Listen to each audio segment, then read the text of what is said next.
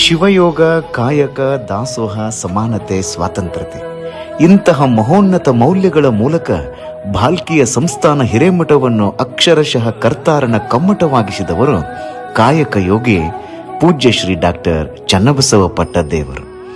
ಮಹಾಮಹಿಮರಾದ ಪೂಜ್ಯ ಶ್ರೀ ಕುಮಾರ ಮಹಾಶಿವಯೋಗಿಗಳವರ ಕೃಪಾ ಛತ್ರದಲ್ಲಿದ್ದುಕೊಂಡು ತಮ್ಮ ಬದುಕನ್ನು ರೂಪಿಸಿಕೊಂಡ ಡಾಕ್ಟರ್ ಚನ್ನಬಸವ ಪಟ್ಟದೇವರು ಬಡ ಮಕ್ಕಳ ಕಲ್ಯಾಣಕ್ಕಾಗಿ 1936ರಲ್ಲಿ ಉಚಿತ ಪ್ರಸಾದ ನಿಲಯವನ್ನು ಪ್ರಾರಂಭಿಸಿದರು. ಜಾತಿ, ಮತ, ಪಂಥ, ಪಂಗಡಗಳೆನ್ನದೆ ಎಲ್ಲ ಮಕ್ಕಳನ್ನ ಸಾಕಿದರು, ಸಲುಹಿದರು, ಸದ್ಬುದ್ಧಿ ನೀಡಿದರು. ಕರುಣೆ, ಕಕ್ಕುಲತೆಯಿಂದ ಕರುಣಾಮಯಿಯಾದರು. ಅಂತೆಯೇ ಪೂಜ್ಯರು ಕಟ್ಟಿದ ಶ್ರೀ ಕುಮಾರೇಶ್ವರ ಪ್ರಸಾದ ನಿಲಯವು ಆನಂದದ ಆಲಯವಾಯಿತು, ಬಸವಣ್ಣನವರ ಮಹಾಮನೆಯಾಯಿತು. ಪ್ರಸಾದ ನಿಲಯದ ಮಕ್ಕಳಿಗೆ ಪೂಜ್ಯರು ಕೇವಲ ಅಕ್ಷರ ಕಲಿಸಲಿಲ್ಲ, ಅಕ್ಷರದ ಜೊತೆಗೆ ಸಂಸ್ಕಾರ ಕಲಿಸಿದರು. ನಾಡಿನ ಉದ್ಧಾರಕ್ಕಾಗಿ ಹಳ್ಳಿ ಹಳ್ಳಿಗಳನ್ನು ಸುತ್ತಿದರು, ಸುಜ್ಞಾನದ ಬೀಜ ಬಿತ್ತಿದರು, ಬಿದ್ದವರನ್ನ ಕೈ ಹಿಡಿದು ಎತ್ತಿದರು. ಅಂತೆಯೇ ಪೂಜ್ಯರು ಉಪಮಿಸಬಾರದ ಉಪಮಾತೀತರಾದರು. 1936ರ ಸಂದರ್ಭದಲ್ಲಿಯೇ ಶಾಂತಿವರ್ಧಕ ಶಿಕ್ಷಣ ಸಂಸ್ಥೆಯನ್ನು ಸ್ಥಾಪಿಸಿ ಸಮಾಜದಲ್ಲಿ ಶಾಂತಿಯನ್ನು, ಶಿಕ್ಷಣದ ಕಾಂತಿಯನ್ನು ಹೆಚ್ಚಿಸಿದವರು ಪರಮ ಪೂಜ್ಯ ಶ್ರೀ ಚನ್ನಬಸವ ಪಟ್ಟದೇವರು. ಶರಣ ತತ್ವವನ್ನೇ ಜೀವ ಜೀವಾಳವಾಗಿಸಿಕೊಂಡ ಪೂಜ್ಯರು ನೂತನ ಅನುಭವ ಮಂಟಪವನ್ನು 1972ರಲ್ಲಿ ಸ್ಥಾಪಿಸಿದರು. ಶೂನ್ಯ ಪೀಠದ ಇತಿಹಾಸ ಚಿರಸ್ಥಾಯಿಯಾಗಿಸಿದ ಪುಣ್ಯ ಪೂಜ್ಯರಿಗೆ ಸಲ್ಲಬೇಕು. ಇಂದು ಕರ್ನಾಟಕ ಘನ ಸರ್ಕಾರದಿಂದ 700 ಕೋಟಿ ರೂಪಾಯಿಗಳಲ್ಲಿ ನಿರ್ಮಾಣಗೊಳ್ಳುತ್ತಿರುವ ನೂತನ ಅನುಭವ ಮಂಟಪಕ್ಕೆ ಭದ್ರ ಬುನಾದಿ ಹಾಕಿ ಸುಭದ್ರ ಪರಂಪರೆಯನ್ನು ಕಟ್ಟಿದವರು ಪೂಜ್ಯ ಶ್ರೀ ಡಾಕ್ಟರ್ ಚನ್ನಬಸವ ಪಟ್ಟದೇವರು. ಹೊರಗೆ ಉರ್ದು ಬೋರ್ಡ್ ಹಾಕಿ ಒಳಗೆ ಕನ್ನಡ ಕಲಿಸಿದರು. ಕರ್ನಾಟಕ ಏಕೀಕರಣಕ್ಕಾಗಿ ಹಗಲಿರುಳು ಶ್ರಮಿಸಿದರು. ಶರಣ ತತ್ವ ಪ್ರಸಾರಕ್ಕಾಗಿ ಟೊಂಕ ಕಟ್ಟಿ ನಿಂತುಕೊಂಡರು. ಶಿಕ್ಷಣ ಸಂಸ್ಥೆಗಳನ್ನು ಸ್ಥಾಪಿಸಿ ಸಮಾಜದ ಸರ್ವಾಂಗೀಣ ಅಭಿವೃದ್ಧಿ ಸಾಧಿಸಿದ ಸರ್ವೋತ್ತಮ ಸ್ವಾಮಿಗಳಾದರು. ಕಲಬುರಗಿ ವಿಶ್ವವಿದ್ಯಾಲಯವು ಪೂಜ್ಯರಿಗೆ ಗೌರವ ಡಾಕ್ಟರೇಟ್ ನೀಡಿ ತನ್ನ ಮೌಲ್ಯವನ್ನೇ ಹೆಚ್ಚಿಸಿಕೊಂಡಿದೆ ಎಂದರೆ ಹೆಚ್ಚೇನೂ ಹೇಳಿದಂತಲ್ಲ. 109 ವರ್ಷಗಳವರೆಗೆ ಸಂತೃಪ್ತವಾಗಿ ಬಾಳಿ ಬದುಕಿ ಈ ನಾಡನ್ನು ಬೆಳಗಿದ ಮಹಾಮಂಗಳ ಮೂರ್ತಿ ಪೂಜ್ಯ ಶ್ರೀ ಡಾಕ್ಟರ್ ಚನ್ನಬಸವ ಪಟ್ಟದೇವರು. ಪೂಜ್ಯನೀಯ ಗುರುಗಳವರ ಕರಕಮಲ ಸಂಜಾತರಾಗಿ ಸಮರ್ಥ ವಾರಸುದಾರರಾದವರು ಪೂಜ್ಯ ಶ್ರೀ ಡಾಕ್ಟರ್ ಬಸವಲಿಂಗ ಪಟ್ಟದೇವರು. ವಿದ್ಯೆ, ವಿನಯ, ಪ್ರತಿಭೆ, ಪಾಂಡಿತ್ಯ, ಸದಾಚಾರ, ಸದ್ವಿಚಾರಗಳಿಂದ ಪೂಜ್ಯರು ತಮ್ಮ ವ್ಯಕ್ತಿತ್ವವನ್ನು ಶೃಂಗರಿಸಿಕೊಂಡವರು. ಸೇವೆಯಲ್ಲಿಯೇ ಶಿವನನ್ನ ಕಂಡವರು. ಪೂಜ್ಯರು ಕೇವಲ ಶ್ರೀ ಕುಮಾರೇಶ್ವರ ಪ್ರಸಾದ ನಿಲಯದ ವಿದ್ಯಾರ್ಥಿಯಾಗಿ ಪ್ರವೇಶ ಪಡೆಯಲಿಲ್ಲ. ಮೇಲಾಗಿ ಡಾಕ್ಟರ್ ಚನ್ನಬಸವ ಪಟ್ಟದೇವರ ಅಂತರಂಗದ ಅರಿವಿನ ಮನೆಗೆ ಪ್ರವೇಶ ಪಡೆದರು. ಪೂಜ್ಯ ಗುರುಗಳವರ ಸೇವೆಯನ್ನು ತನುಮುಟ್ಟಿ ಮನಮುಟ್ಟಿ ಮಾಡಿ ಸೇವಾ ಯೋಗಿಯೇ ಆದರು. ಪೂಜ್ಯ ಗುರುಗಳವರ ಹಲವಾರು ಯೋಜನೆಗಳನ್ನು ಸಾಕಾರಗೊಳಿಸಿದರು, ಯೋಚನೆಗಳನ್ನು ಸಾರ್ಥಕಗೊಳಿಸಿದರು. ಪೂಜ್ಯ ಗುರುಗಳವರು ನೆಟ್ಟ ಸಸಿಯನ್ನು ನೀರು, ಗೊಬ್ಬರ ಹಾಕಿ ಹೆಮ್ಮರವಾಗಿಸಿದವರು ಪೂಜ್ಯ ಶ್ರೀ ಡಾಕ್ಟರ್ ಬಸವಲಿಂಗ ಪಟ್ಟದೇವರು. ಬಸವಾದಿ ಶಿವಶರಣರ ಚಿಂತನೆಗಳ ಪ್ರಸಾರವೇ ಪೂಜ್ಯರ ಜೀವನದ ಧ್ಯೇಯವಾಯಿತು. ಸಾವಿರ ಮನೆ ಮನಗಳಿಗೆ ವಚನಗಳನ್ನು ತಲುಪಿಸಿದರು.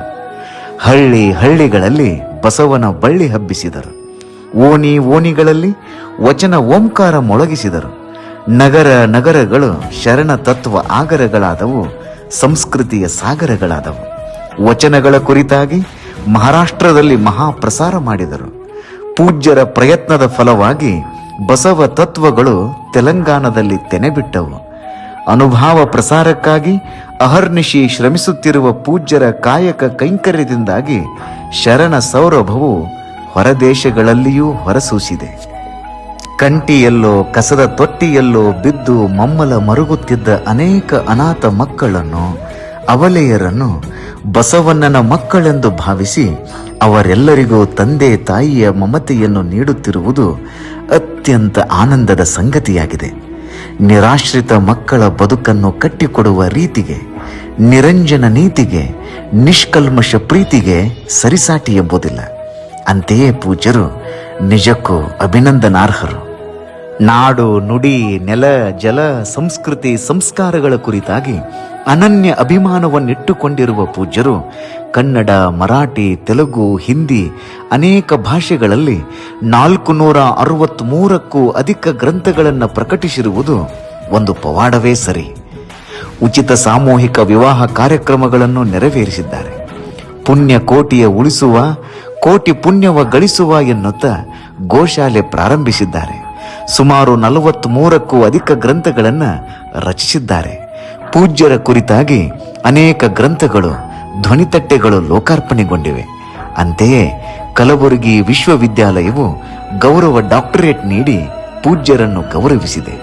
ಕನ್ನಡದ ಕಂಪನ್ನು ಪಸರಿಸಿದ್ದಕ್ಕಾಗಿ ಹಂಪಿ ವಿಶ್ವವಿದ್ಯಾಲಯವು ನಾಡೋಜ ಪದವಿಯನ್ನು ನೀಡಿ ಪೂಜ್ಯರನ್ನು ಸನ್ಮಾನಿಸಿದೆ. ಅನೇಕ ಪ್ರಶಸ್ತಿ ಪುರಸ್ಕಾರಗಳು ಪೂಜ್ಯರ ಸಿರಿಮುಡಿಯನ್ನು ಗೌರವಿಸಿವೆ. ಇಷ್ಟೆಲ್ಲ ಸಾಧಿಸಿದ ನಂತರವೂ ಪೂಜ್ಯರು ಮಾತ್ರ ಮಾಡುವ ಮಾಟದಲ್ಲಿ ತಾನಿಲ್ಲದಂತಿದ್ದಾರೆ. ಸದ್ದಿಲ್ಲದೆ ಸೇವೆಯಲ್ಲಿ ತೊಡಗಿದ್ದಾರೆ. ಸುದ್ದಿ ಇಲ್ಲದೆ ಕಾಯಕದಲ್ಲಿ ನಿರತರಾಗಿದ್ದಾರೆ. ತಾತ್ವಿಕ ತಳಹದಿಯ ಮೇಲೆ ಸಾತ್ವಿಕ ಸಮಾಜ ಕಟ್ಟಲು ಸಂಕಲ್ಪಬದ್ಧರಾಗಿ ನಿಂತಿದ್ದಾರೆ. ಇತ್ತೀಚೆಗೆ ಪೂಜ್ಯರ ನೇತೃತ್ವದಲ್ಲಿ ಕನ್ನಡ ನಾಡ ತುಂಬೆಲ್ಲ ಜರುಗಿದ ಬಸವ ಸಂಸ್ಕೃತಿ ಅಭಿಯಾನವು ಆಂದೋಲನವಾಗಿ ಮಾರ್ಪಟ್ಟು ಅತ್ಯಂತ ಯಶಸ್ವಿಯಾಗಿರುವುದು ಒಂದು ಚಾರಿತ್ರಿಕ ದಾಖಲೆ ಎಂದೇ ಹೇಳಬೇಕು. ಗುರು ಸೇವೆಯಲ್ಲಿಯೇ ಸಾರ್ಥಕ್ಯ ಸಾಧಿಸುತ್ತ ಅಸಂಖ್ಯಾತ ಭಕ್ತ ಬಂಧುಗಳ ಭರವಸೆಯಾಗಿರುವ ಪೂಜ್ಯ ಶ್ರೀ ಗುರುಬಸವ ಪಟ್ಟದ್ದೇವರು ಪೂಜ್ಯ ಗುರುಗಳವರ ಅಮೃತ ಮಹೋತ್ಸವವನ್ನು ನೆಪವಾಗಿಸಿಕೊಂಡು ಅನೇಕ ಭಕ್ತಪರ ಕಾರ್ಯಕ್ರಮಗಳನ್ನು ಆಯೋಜಿಸುತ್ತಿರುವುದು ಅತ್ಯಂತ ಆನಂದದ ಸಂಗತಿಯಾಗಿದೆ.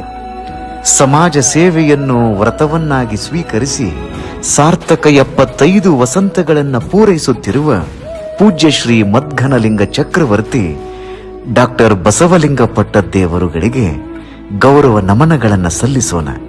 ಅಮೃತ ಶರಣುಗಳನ್ನು ಸಮರ್ಪಿಸೋಣ. ಭಕ್ತ ಬಂಧುಗಳಾದ ನಾವು ಬಾಲ್ಕಿಯ ಹಿರೇಮಠದ ಘನತೆ ಗೌರವಗಳನ್ನು ಇಮ್ಮಡಿಗೊಳಿಸೋಣ, ಮುಮ್ಮಡಿಗೊಳಿಸೋಣ, ನೂರ್ಮಡಿಗೊಳಿಸೋಣ. ಶರಣ ಬಂಧುಗಳೇ, ಬನ್ನಿ ಸೇವೆ ಮಾಡೋಣ, ಪುಣ್ಯ ಪಡೆಯೋಣ, ಧನ್ಯರಾಗೋಣ. ಶರಣು ಶರಣಾರ್ಥಿ.